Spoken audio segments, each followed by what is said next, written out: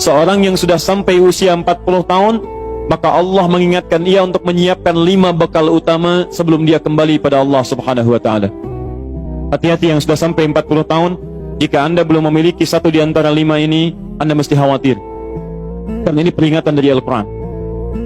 Baik, 1. Qala rabbi awzi'ni an ashkura ni'mataka allati an'amta alayya wa ala walidayya.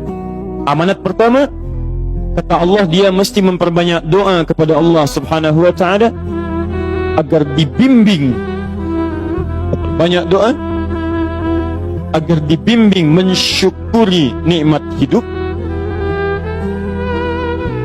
plus bisa meningkatkan bakti pada orang tua. 1. Rabbi auzi'ni an ashkura ni'mataka allati an'amta alayya wa ala walidayya. Perhatikan baik-baik. Ya Allah, mohon bimbing saya untuk selalu bisa mensyukuri segala nikmat yang telah Engkau berikan pada saya sekarang, 1, dan pada kedua orang tua saya.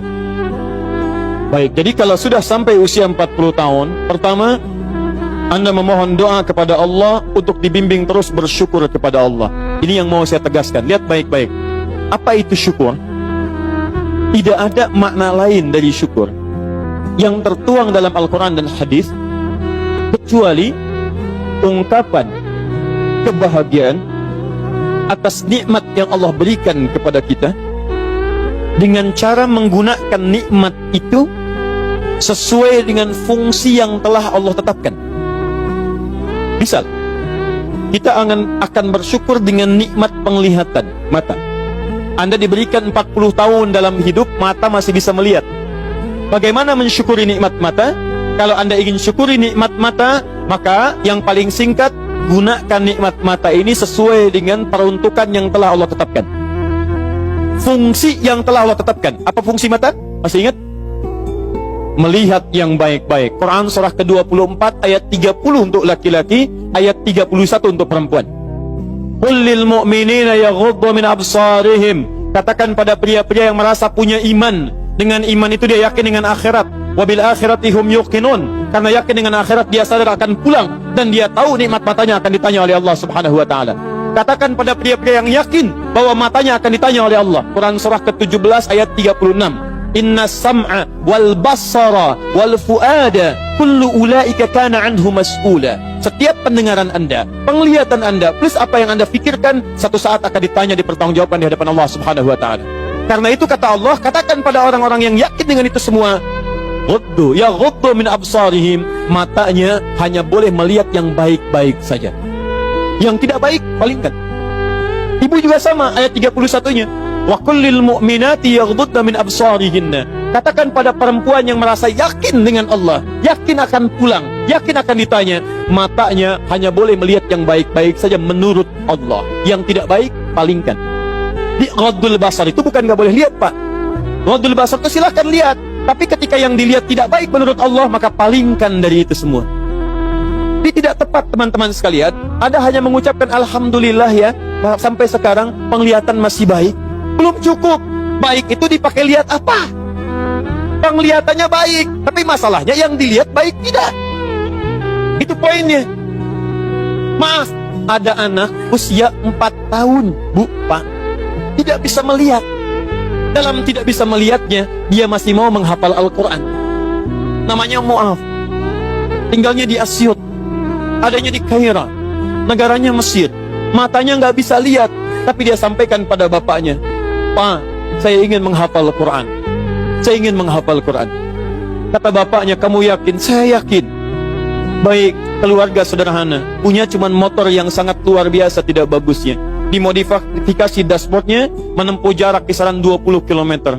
Datang pada syekhnya, bapaknya kemudian membonceng, muadnya di belakang. Teman-teman sekalian, setiap berangkat datang pada syekh, dapat hafalan baru, bapaknya tulis ayatnya, disimpan di dashboardnya. Di jalan lihat ke sini, lihat ke jalan, lihat ke sini, lihat ke jalan. Mu'adz bacakan ayatnya, bapaknya mendengarnya. Secara singkat, tiba-tiba setelah itu fasenya berakhir, jadilah anak ini hafal Quran. Yang ngantar belum hafal Quran, yang diantar nggak bisa lihat hafal Quran. Saking mudahnya Al-Quran, yang nggak bisa lihat bisa hafal Quran. tapi bapaknya dapat pahala dari transferan anaknya. Perhatikan baik-baik.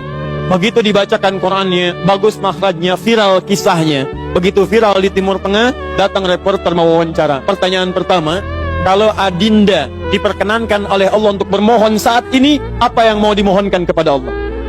Reporter ini mengira dia akan meminta doa seperti ibunda Imam Al-Bukhari bermohon kepada Allah supaya Al-Bukhari disembuhkan dari butanya. Bu, Pak, Imam Al-Bukhari itu dulu buta. Butanya permanen. Dilahir 2 tahun ayahnya meninggal, 4 tahun buta permanen. Nanti ada satu kejadian di situ, yang dengan kejadian itu ibunya berdoa kepada Allah, anaknya menghafal Quran sampai di surat Qaf, ya, ayat ke-22. Anaknya murajaah ayat, ibunya memohon kepada Allah sambil menangis, sambil tertidur, sampai tertidur. Disitulah kemudian terjadi sesuatu yang luar biasa. Seketika Allah sembuhkan Al-Bukhari kecil, matanya bisa melihat kembali. Karena kajian kita bukan di sini, lain waktu nanti saya terangkan. Anda yang punya kitab Fathul Bari, Syarah Sahih Al-Bukhari, beli jilid pertama, kitab Muqaddimah, halaman 634, paling kiri, paragraf yang ketiga, baris 1 sampai dengan 9. Anda temukan kisahnya. Nah, reporter ini mengira, ini Mu'adz akan minta kepada Allah seperti Al-Bukhari kecil memohon kepada Allah, matanya bisa melihat lagi. Ternyata lihat baik-baik. Kalau saya diperkenankan bermohon kepada Allah dan permohonan saya dikabulkan, maka pertama, saya akan mohon kepada Allah untuk tetap membutakan mata saya sampai dengan kiamat. Ya Rabb, mohon butakan mata saya sampai kiamat. Karena dengan buta mata ini saya bisa menghafal Quran. Saya takut ya Allah, kalau saya melihat lagi, mata saya melihat maksiat dan hilang Quran dari hafalan saya. Anda bisa bayangkan, anak kecil 4 tahun, mata nggak bisa lihat, digunakan menghafal Quran. Dan dia takut kalau melihat matanya dipakai maksiat. Antum dikasih 40 tahun, 40 tahun, lebih daripada 4 tahun, lebih dari 14 tahun, Anda sampai 40 tahun, dipakai mata, dipakai apa mata Anda sampai dengan hari ini? Berapa maksiat yang telah Anda kumpulkan dari mata Anda itu? Mungkin wajar, jangankan hafal, baca masih sulit, lihat mushaf masih enggan, membaca masih susah. Kalau Anda sulit berhadapan dengan Al-Quran dalam pandangan Anda, tanyakan pada diri Anda, dipakai maksiat apa mata ini selama ini?